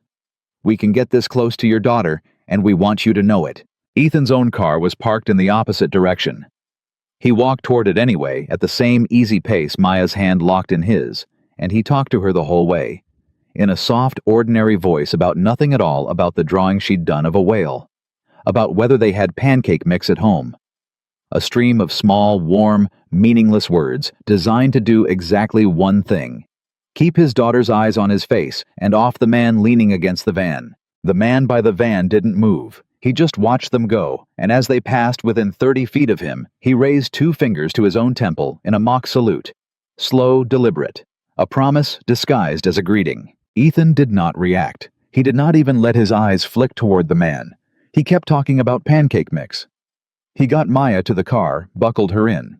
Himself, checked the buckle twice, closed the door soft so it wouldn't startle her, and only then, walking around to the driver's side alone for 3 full seconds where his daughter couldn't see his face, did Ethan Caldwell let the fury show. It went across his features like weather. His jaw locked. His eyes went flat and pale and terrible. And then by the time he opened his own door and slid behind the wheel, it was gone again, folded away, because his daughter was watching him in the rearview mirror, with her rabbit backpack on her lap, and she needed her father's face, not the other man's. "Are we going on the adventure now?" she asked. "We're going on the adventure now," Ethan said, and pulled out of the lot, without once looking at the white van, though he felt its presence the entire way, like a hand at the back of his neck. And in the mirror, he watched it not follow them, because it didn't need to follow them. It had already delivered its message. We know where she sleeps. We know where she learns her letters. We could have taken her right there in that hallway if we wanted to. We didn't this time. Remember that we didn't. He drove for 20 minutes in a direction that had nothing to do with home checking, doubling back once on a residential street to see if anything matched his path twice, before he finally let himself believe they weren't being followed, and pointed the car toward the one person in Seattle he trusted with his daughter's life besides himself. Her name was Rosa Delgado, and she was 61 years old, and she had been a Navy corpsman for 22 years before she retired, and she now ran a small daycare out of a converted house 2 towns over that took exactly 9 children and had a security system Ethan himself had helped install, because old habits, once you have them, tend to leak into everything you touch. Ethan Caldwell. Rosa said, opening the door before he'd finished climbing the porch steps, reading his face the way only someone who'd served can read another person's face. "What happened?" "I need a favor, Rosa. A big one. Bigger than I've ever asked. You need me to keep her. I need you to keep her somewhere nobody would ever think to look with the alarm armed and your granddad's shotgun loaded, and I need you to not ask me questions in front of her, and I need you to trust me, that by tonight, this will be over one way or another." Rosa Delgado looked past him at the little girl in the car, who was pressing her face to the window and waving. And then she looked back at Ethan, at the particular stillness in him that she recognized because she'd seen it on other men on the worst days of her career, in the moment, right before everything either fell apart or held together. "Is this the SEAL thing?" she said quietly. "The thing you never talk about." "It's the SEAL thing. Somebody's coming for her. Somebody already came for her, today, at her school." Ethan's voice cracked just barely, just once, and he hated himself for it. And Rosa saw it, and didn't comment, because that was who Rosa was. "I can't leave her at home. I can't leave her with anyone whose address is written down anywhere. You're the one person in this city who isn't in any file that connects to me." Rosa nodded once, the nod of a woman who had made harder decisions than this one under worse conditions and lived to tell almost none of them. "Bring her in," she said. "I'll tell the others it's a sick day for the whole crew. Keep the house closed up, curtains drawn. Nobody in, nobody out till you call. You go finish whatever you started." Ethan went back to the car and opened Maya's door and knelt down in front of her, and for a moment he simply looked at his daughter. Really looked at her, the way you look at something you are terrified of losing. And Maya, sensing something enormous in the moment, even if she couldn't name it, put both hands on either side of his face the way she had that morning. "You're gonna go do the hard thing," she said. "Yeah, baby. The really hard thing this time, not the regular hard thing." Ethan's throat worked. "Yeah, the really hard thing. Will you come home?" I promised you I would. Promise again, Maya said with the deadly seriousness only a 6-year-old can bring to a request, because to her, a promise was not a figure of speech, it was an unbreakable law of the universe, and she needed to hear it stated fresh. I promise you, Ethan said, and his voice did not break this time, because he would not let it break in front of her. On the ocean and back, I will come home to you tonight. You stay with Miss Rosa. You do everything she says. And when this is over, I am going to walk through that door, and I am going to pick you up, and I am never, never going to have to leave you again like this. That's my promise. Say it back. Ocean and back, Maya whispered, and hugged him so hard around the neck that for one unguarded second, the operator disappeared completely, and there was only a father kneeling on a stranger's porch, holding his daughter. Like the whole world depended on the grip of his arms, which in every way that mattered to him, it did. He watched her go inside. He watched Rosa lock 3 deadbolts behind her. He stood on that porch for 4 full seconds after the door closed, and then Ethan Caldwell turned around and got back in the car and drove back toward the city. And by the time he reached the on-ramp, the father was gone, and something else entirely was sitting behind the wheel. Back at the apartment, Victoria Hayes had spent the 2 hours since Ethan left in a kind of controlled terror she had never before experienced, pacing a small living room with a stuffed rabbit still clutched under one arm, watching Daniel Reyes hunch over a laptop at the kitchen table, with the curtains drawn and sweat soaking through the back of his shirt. Talk to me, she said for the 5th time. Where are we? I've got 14 recipients built. Newsroom's the FBI field office, 2 members of the Armed Services Committee, the Inspector General's office, 3 watchdog groups. I need 18 to be safe. I want enough redundancy that killing 4 or 5 recipients doesn't matter. And I need the encryption keys staggered so it can't be traced back to a single upload point that leads to us. Daniel didn't look up. His fingers hadn't stopped moving in an hour. I need 6 more hours. Maybe 5 if nothing goes wrong. Nothing's going to go wrong, Victoria said, and heard how hollow it sounded even to her own ears. Her phone buzzed on the table. She looked at the screen and her whole body went cold. An unknown number. A single line of text. You have something that belongs to a friend of mine. Return it and stop making noise, and your protector's daughter grows up with a father. Keep going, and we'll see how brave she is without one. Victoria stared at the words until they blurred. Then, very deliberately, she set the phone down on the table screen up and turned it so Daniel could see it, and watched the color drain out of his face too. They know about Maya, she whispered. They already knew. Daniel said hollow. Ethan said the photo this morning, the school. This is different. This is them telling me. This is them trying to get to Ethan through us. Through what we're building. Victoria's hands had started shaking again, the human kind of shaking Ethan had told her not to be ashamed of, and she hated it and let it happen anyway. Daniel, if we send this file and it doesn't work, if it's not enough, if Vane finds a way to bury it anyway, that little girl is the one who pays for our mistake. Not us, her. Then we don't make a mistake, Daniel said. And something in his own voice had hardened in the last 24 hours, some spine he hadn't known he owned rising up under the fear. We build it right. We build it so tight there's no gap for him to find. That's the only answer, Vic. There's no version of this where we stop now and everyone's safe. We already tried stopping you, tried handling it quietly for 14 months, and look where that got us. The only door out is through. Victoria looked at the man across the table. Her CTO, a person she'd hired for his brain, and had never once in 3 years seen show this kind of courage, and something in her steadied borrowing his. Okay, she said. Then build. I'll watch the door. The door, when it finally opened 2 hours later, was Ethan. And Victoria was on her feet with a kitchen knife in her hand before she consciously registered who it was, and then she set the knife down, shaking, and Ethan looked at the knife on the table, and something crossed his face that might in a different life have been approval. Good instinct, he said. Wrong grip. I'll show you later. He shut the door and threw the deadbolt and the chain, and only then did his shoulders drop half an inch, the smallest possible admission that the man underneath the armor was exhausted. Maya's safe. Somewhere they'll never find her. I want that to be the last thing either of you worry about, because it's the last thing I'm going to let myself worry about. or I won't be able to do what needs doing today. Ethan, Victoria's voice cracked. They texted me while you were gone. They know about her. They said she couldn't finish it. She turned the phone around and showed him instead. Ethan read the message once. His face did not change, and that somehow was more frightening than if it had. Okay, he said quietly. Good. Good, Ethan. They threatened your daughter. They threatened her because they're scared, Ethan said, and set the phone down with a kind of terrible gentleness. Men like this don't threaten children because they're strong.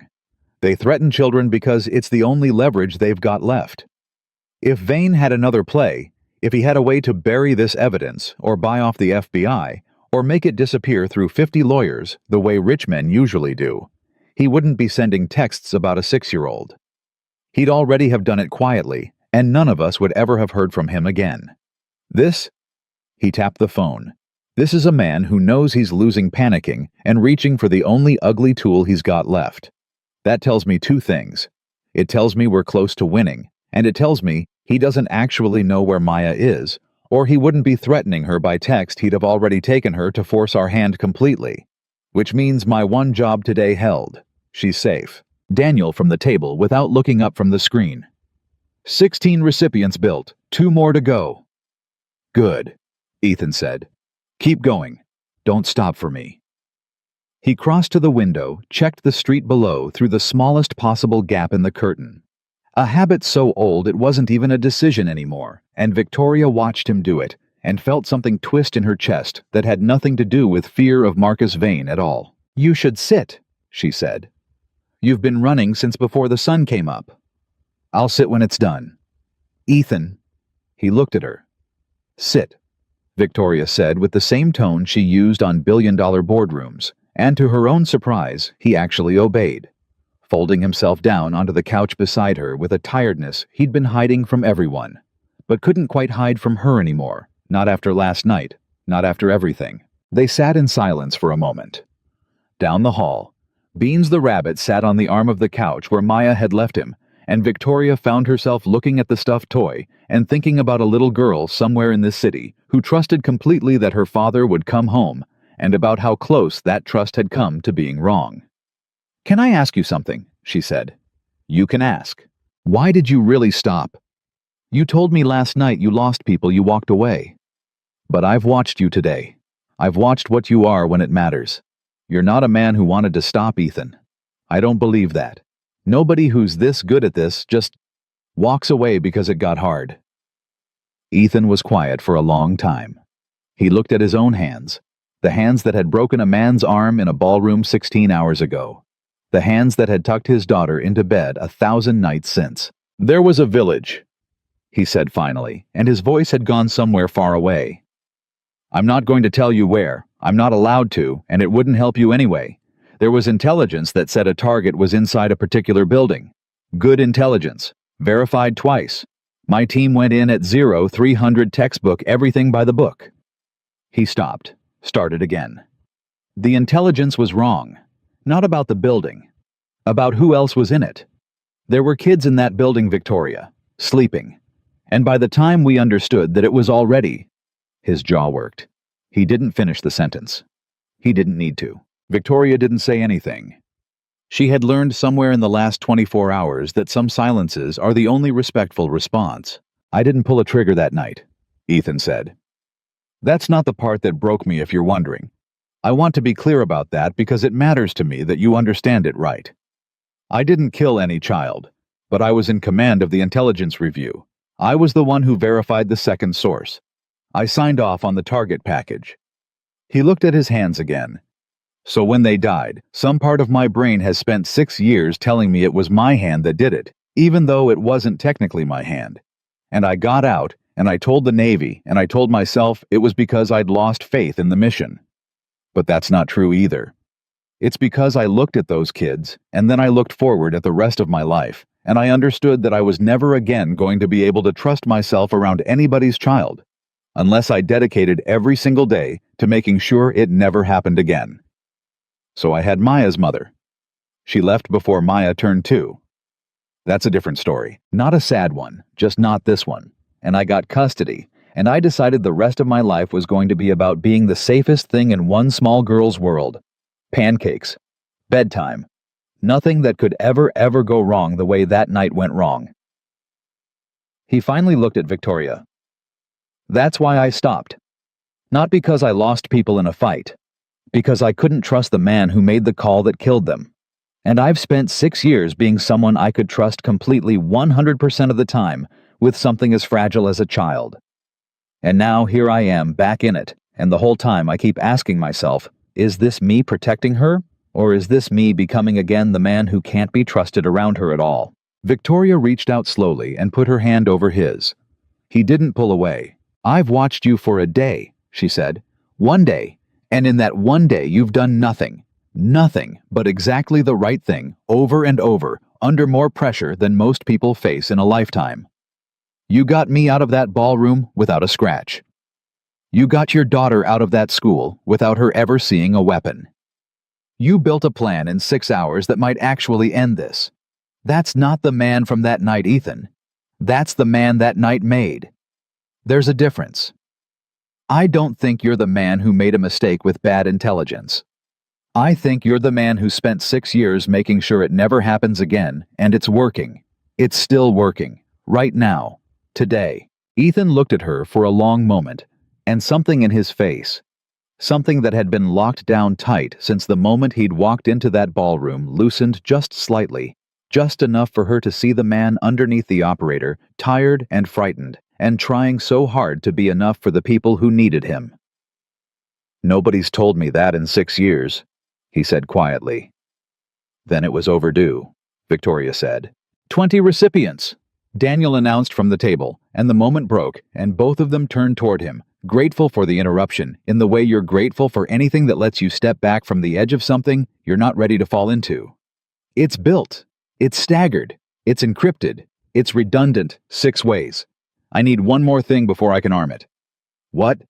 Ethan asked, moving back to being the operator. I need to authenticate it with Vic's biometric signature. Her voice and her retinal scan, both recorded together, saying a specific verification phrase. It's how we prove to 20 separate recipients that this isn't a fabrication, that it's really coming from her personally, under her own authority. It's the only way news outlets will run it without 6 weeks of verification that we don't have 6 weeks for. So we record it, Victoria said. Let's do it. There's a complication.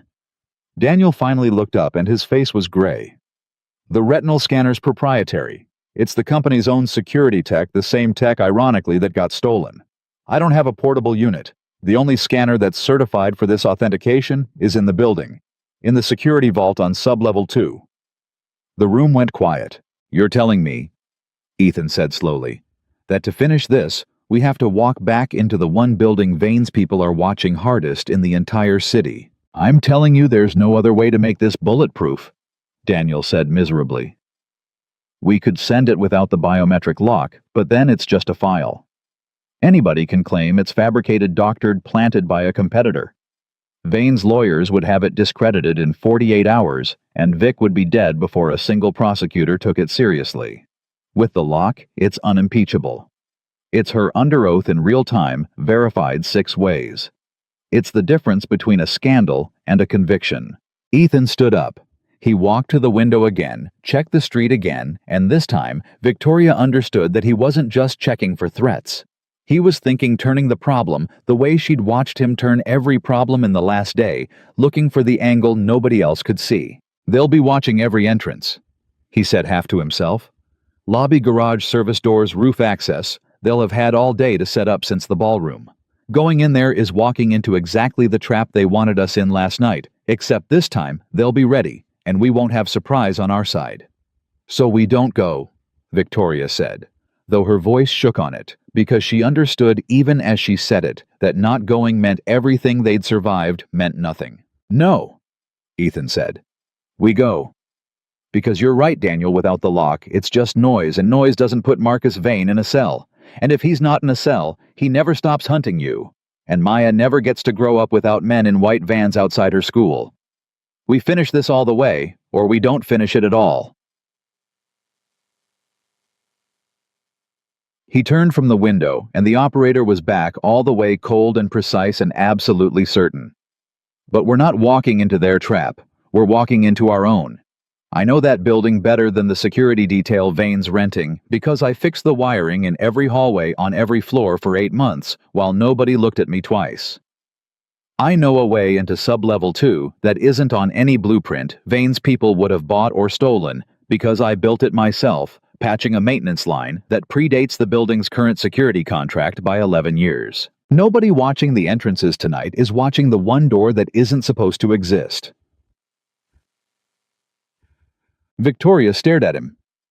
You're serious. I built my whole life around being the man nobody looks at twice, Ethan said, and for the first time since she'd met him, something that was almost a smile touched the corner of his mouth. Tonight, that's not a wound anymore, Ms. Hayes. Tonight, that's the plan. Daniel was already packing the laptop with shaking hands. Tonight, as soon as it's dark enough to move without being obvious, and late enough that the day shift's gone home and the night crew's thinner. Ethan checked his watch. 6 hours. We use them to prepare not to sit here being afraid.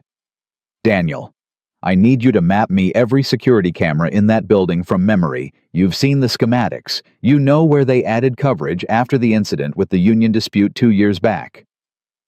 Victoria, I need you to write down word for word exactly what you're going to say into that scanner, because once we're inside, I don't want you improvising under pressure.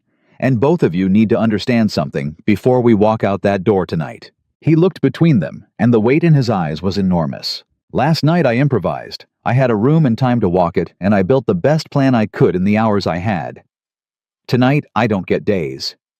I get hours in a building that's had all day to prepare for exactly the kind of man I am, because now they know my name and they know what I can do. That means tonight is more dangerous than last night was, not less. I need you both to hear that and still say yes. Because if either of you says no, we find another way, even if it takes longer, even if it costs more. Nobody's dragged into this last mile who hasn't chosen it with clear eyes. Victoria thought of the stuffed rabbit on the arm of the couch. She thought of a little girl's hands on her father's face. She thought of 14 months of theft, 4 dead soldiers somewhere overseas whose faces she would never see, but whose deaths her stolen technology had likely caused, and a man named Marcus Vane sitting in an office somewhere warm and safe and untouchable, profiting from all of it. I choose it, she said. Clear eyes. I choose it. Daniel's hands were still shaking, but his voice, when it came, didn't. I choose it too. I helped build the theft into that contract without ever knowing it. I signed off on security protocols that let this happen because I trusted the wrong people. I'm not walking away from fixing it now.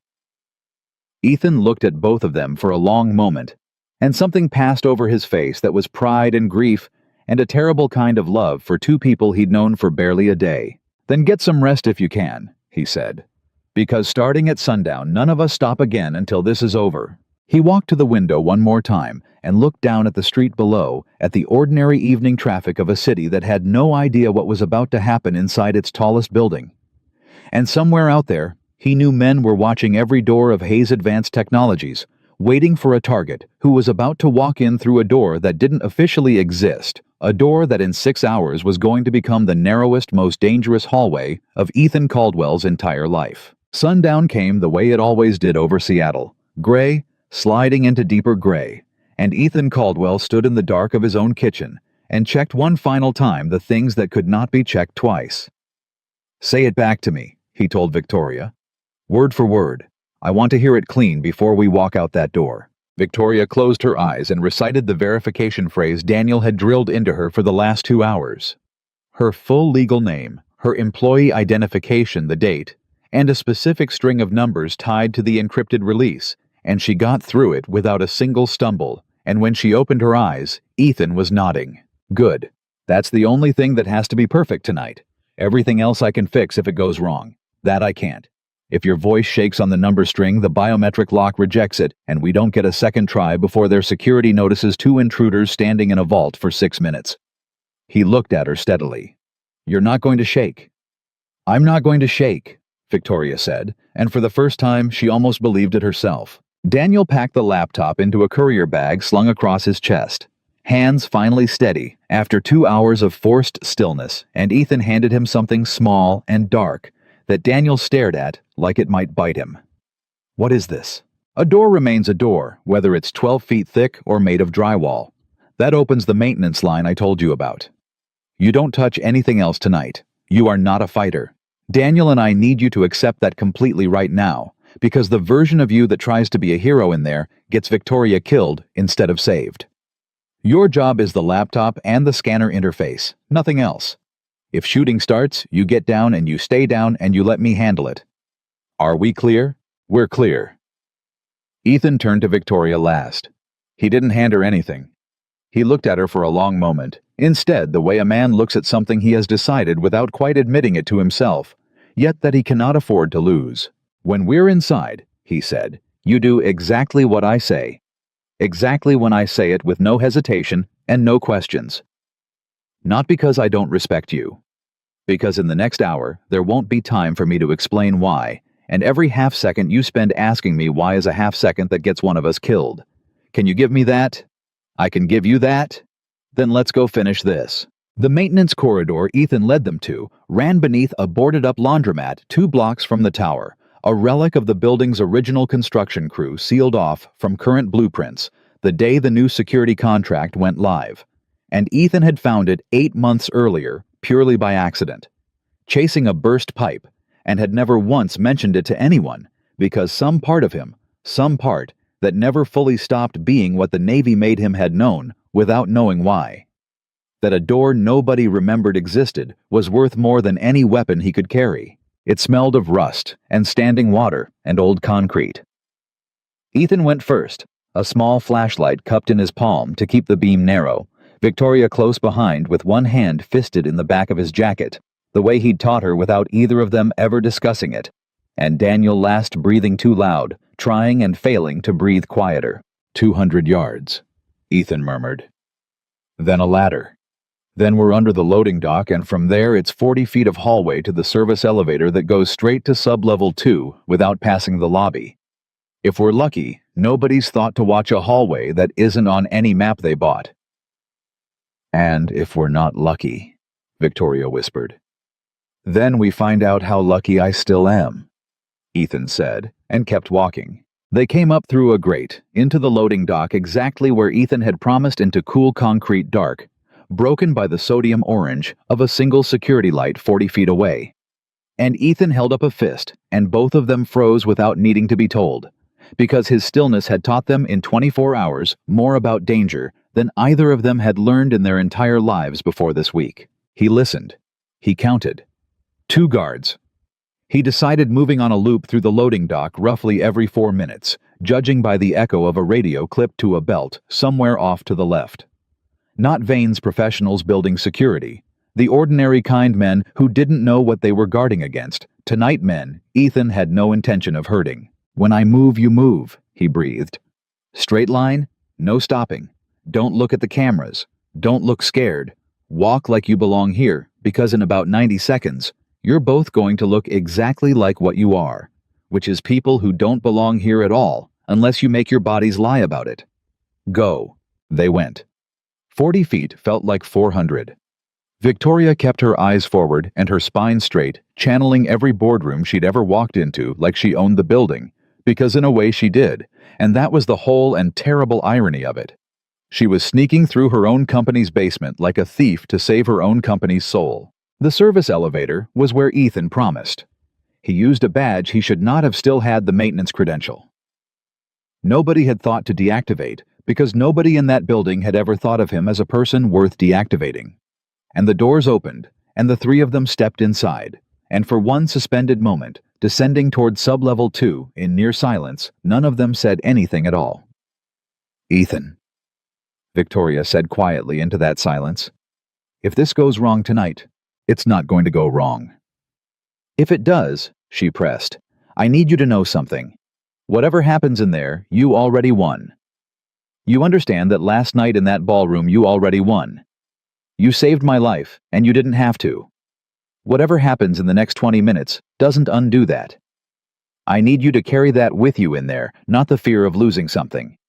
Carry the fact that you've already given more than anyone had a right to ask. Ethan looked at her, and something in his tired eyes shifted, warmed, settled. Hold that thought, he said softly. Tell me again when we're out. The elevator doors opened onto sublevel 2, and the vault was exactly where the blueprints Daniel had memorized said it would be. And for 11 full seconds, everything went precisely perfectly to plan. Then a radio crackled somewhere down the hall too close, and a voice said flat and immediate, "I've got motion on the service elevator, sublevel 2, unauthorized." And Ethan Caldwell felt the whole night tilt sideways. "Go!" he snapped. No longer soft, no longer patient. "Vault, now. Daniel, get that scanner running the second we're inside. You don't stop for anything. You understand me. Anything."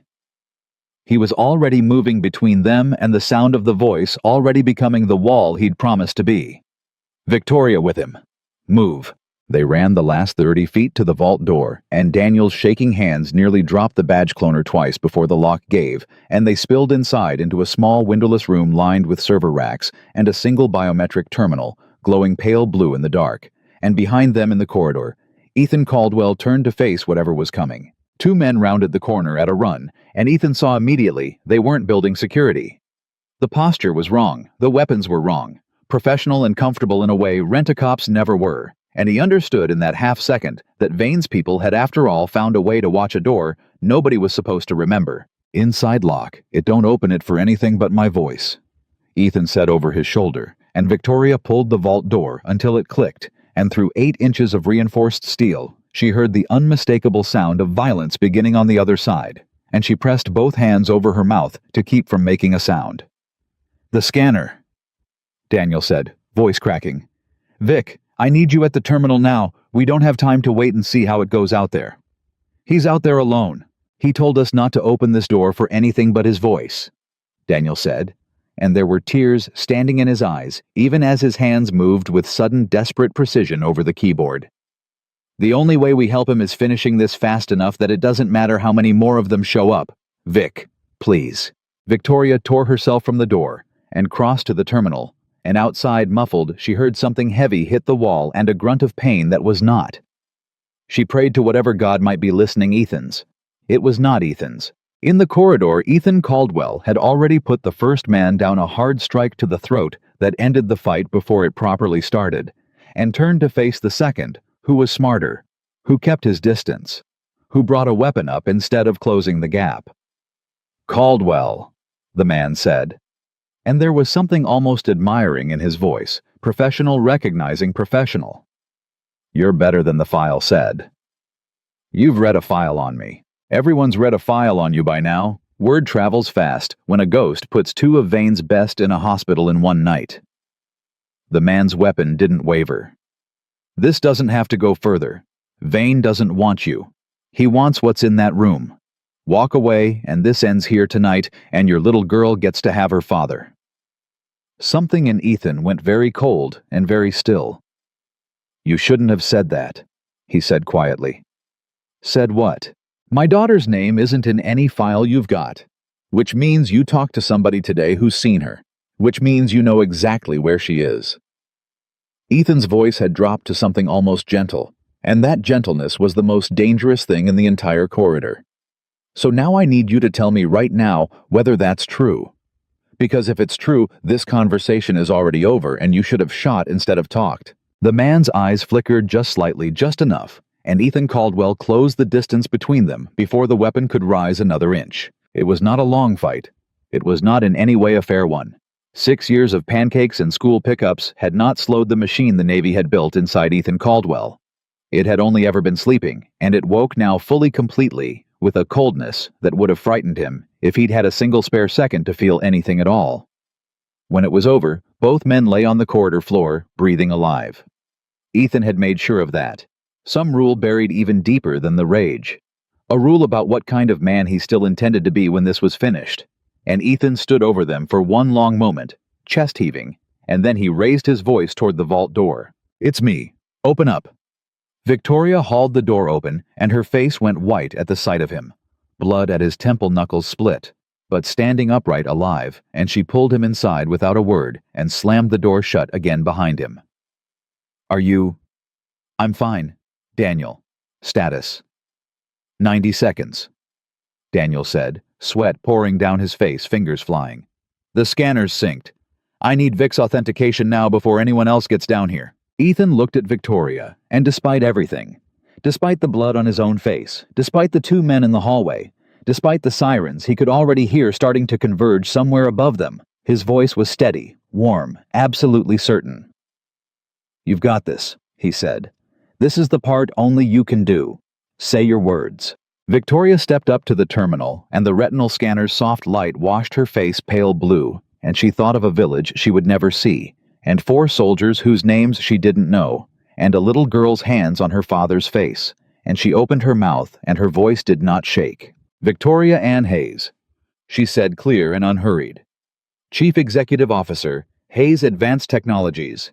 Employee Identification 41927. Authorizing full release this date verification code Alpha 7 Tango 916 Delta." The terminal chimed once, a small, unremarkable, world-changing sound. "Locked," Daniel breathed. "Authenticated. It's, oh my God, it's sending." On 20 screens across the country, in 20 newsrooms and federal offices and oversight committees, files began arriving simultaneously, verified, biometrically locked, undeniable, unstoppable. And somewhere in a distant office, a man named Marcus Vane, who had not appeared in a photograph in 9 years, would spend the rest of that night learning in real time that the thing he had spent 14 months and untold millions trying to prevent had just happened anyway, all at once, in a way that no lawyer on earth could unwind. "It's done," Daniel said, and there were tears running freely down his face now, and he didn't bother to hide them. "Vic, it's done. It's out. It's everywhere. There's no calling it back." Victoria sat down hard on the floor of the vault because her legs had simply stopped working, and Ethan lowered himself down beside her, wincing for the first time all night, and for a long moment none of them said anything at all. They simply sat together in the small blue-lit room, 3 people who had walked into the belly of a killing machine and walked back out the other side, and let themselves finally, for one suspended moment, believe it might actually be over. "Ethan," Victoria said, eventually, quiet, disbelieving. "It's over, isn't it? It's actually over." "Not quite," Ethan said, and he was already pulling himself back to his feet, already scanning the vault door, already becoming one final time the man the situation demanded. "There's still a building full of Vane's people upstairs who don't know yet that what they came here to prevent already happened. And there's still a little girl in a house 2 towns from here who's waiting for her father to come home. Let's go finish that part. That part's the part I actually care about." They came up out of the sub-level, not through the front doors, but through the loading dock again, back into the cool night air, and above them, the tower's windows blazed with the ordinary lights of a building that had no idea yet that its own darkest secret had just been broadcast to the entire country. Sirens were converging from several directions, now not Vane's men. Ethan understood with rising relief, but real ones. Actual law enforcement drawn by an anonymous call. Daniel had triggered the moment the release went out. A call that would soon put federal agents in that building with warrants that would make it very difficult indeed for anyone to quietly clean up loose ends. By the time they reached the street, it had already started. Ethan's phone, the cheap one, buzzed once, twice, 3 times, a cascade of notifications, and when he finally looked at it, his exhausted face cracked into something that hadn't been there in longer than he could remember, pure, unguarded relief. "Rosa," he said. "She's watching the news. She says Maya's safe asleep, doesn't know a thing happened. She says—" His voice caught. "She says, come get your girl soldier. Story's already breaking on every channel." It was breaking, and it broke fast, the way only a story with video evidence and federal indictments and a young telegenic CEO can break. By morning, Marcus Vane's name was on the front page of every paper in the country, alongside the words, "Federal indictment and espionage and stolen military technology." And the story that ran alongside it, the story nobody could keep out of the coverage, no matter how hard Victoria tried in the first exhausted days to keep the focus on the corruption instead of the rescue. was the story of an unnamed security professional who had, according to sources, personally thwarted an assassination attempt at a defense industry fundraiser, and then helped smuggle the evidence that brought down one of the largest defense contracting scandals in a generation. For 3 days, Ethan Caldwell was an unnamed security professional, and he liked it that way, and he told Victoria so, sitting at her hospital bedside, not for injuries, just exhaustion and a mild concussion from being thrown to a marble floor 2 nights running, while doctors checked vitals and federal agents waited politely in the hallway for statements. Neither of them was quite ready to give yet. "You could be famous," Victoria said, half a smile through her tiredness. "You could have your own book deal by Friday. Movie rights by Sunday." "I could," Ethan agreed. "I'd also like my daughter to grow up going to a normal school with a normal last name and not being the kid whose dad is on television. So no thank you on the fame." "You're just going to go back to fixing coffee machines. I'm going to go back to being her dad," Ethan said. "That was never actually optional, Victoria. That's not a job I stepped away from to do this. This was the interruption. That's the whole life." Victoria studied him for a long moment from the hospital bed. This quiet, extraordinary man who had walked twice into gunfire for a woman he'd barely known and had asked for absolutely nothing in return.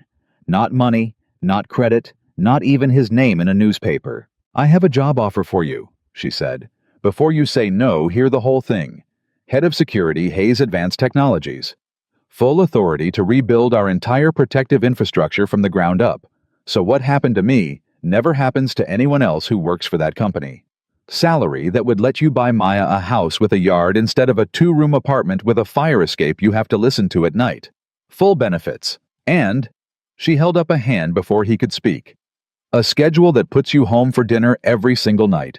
No exceptions written into the contract itself.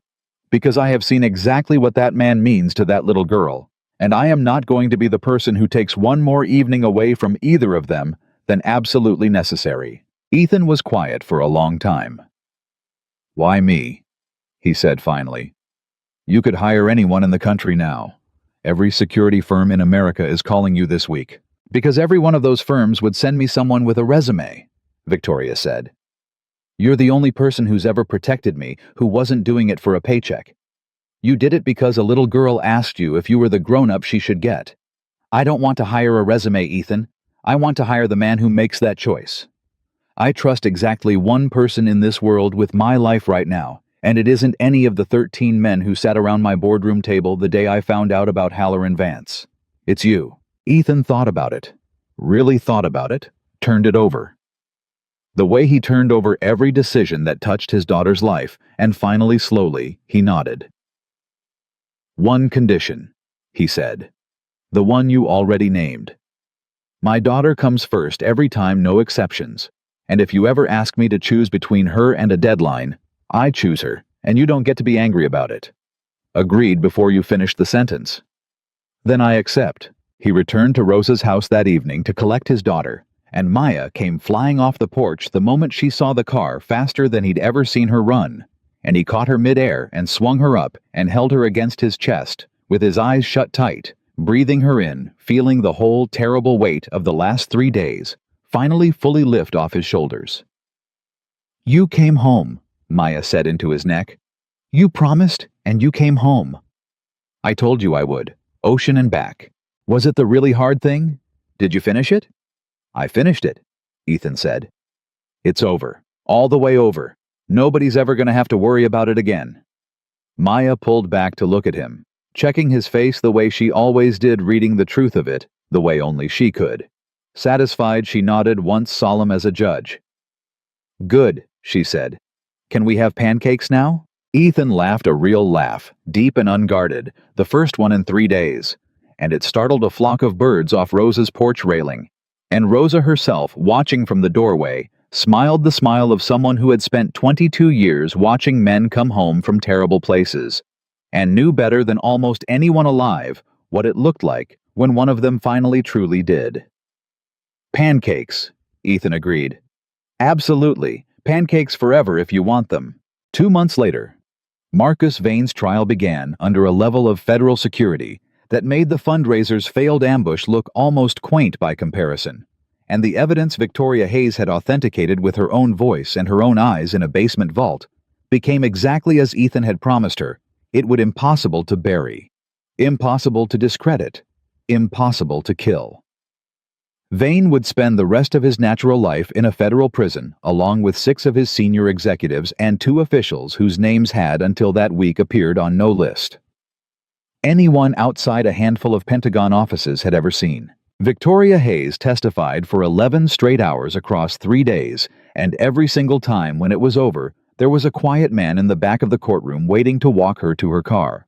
A man whose name never once appeared in the coverage because he had asked specifically that it not, and because Victoria Hayes had learned over those 2 months exactly how much that request meant to him, and had made absolutely certain it was honored down to the last reporter. On a Tuesday evening in early autumn, 6 months after a ballroom went dark, and a chandelier came apart above an empty stage, Victoria Hayes sat at Ethan Caldwell's small kitchen table, the same table where a dead man's release had been built in whispers, the same table Maya did her homework at every night now, and watched a 6-year-old girl carefully draw a new picture with a box of crayons that had gotten considerably fancier since the last one Victoria had seen taped to that wall. "What are you drawing, Maya Bug?" Ethan asked, leaning over her shoulder, a dish towel over one arm, dinner steaming on the stove behind him. "Us," Maya said, without looking up, entirely focused on getting the yellow sun exactly right. "You and me and Victoria and Beans. Because we're a family now, not just you and me. All of us." Ethan went very still, and Victoria, watching his face, saw something move across it that she recognized now, after 6 months, as the particular expression he wore only in the rare moments when the operator, and the father and the man underneath both of them were all at once entirely undefended. "Is that okay?" Maya asked, finally glancing up, suddenly uncertain the way children get when they've said a true thing out loud before checking if the grown-ups were ready to hear it. Ethan looked at Victoria across the small kitchen, across the 6 months since a coffee machine had first accidentally brought them together, and Victoria looked back at him, and neither of them needed very long to answer, because the answer had been building quietly, patiently. One dinner, and one bedtime story, and one ordinary Tuesday at a time, since the night a quiet man nobody noticed had thrown himself between a young woman and a bullet, and discovered in doing it that he had never actually stopped being exactly what his daughter always believed him to be. "It's more than okay," Ethan said softly, and reached down to smooth his daughter's hair and looked once more at the woman across the table who had once walked past him in a lobby without a second glance, and now could not imagine a single evening without him in it. "It's exactly right." And in that small apartment where a father had once made a promise to his daughter that he would always be the safest thing in her world, 3 people and 1 gray-stuffed rabbit sat down together to an ordinary dinner on an ordinary Tuesday. No gunfire, no vans in the parking lot, no photographs sent as threats. Nothing left of that terrible week, but the quiet, permanent proof that the man nobody had ever bothered to look at twice had turned out to be the strongest person any of them would ever know, and that the truest kind of hero was never the one who wanted the world to notice him at all. He was simply the one who showed up every single time for the people who needed him most, and never once stopped believing that coming home was the whole point of the fight in the first place.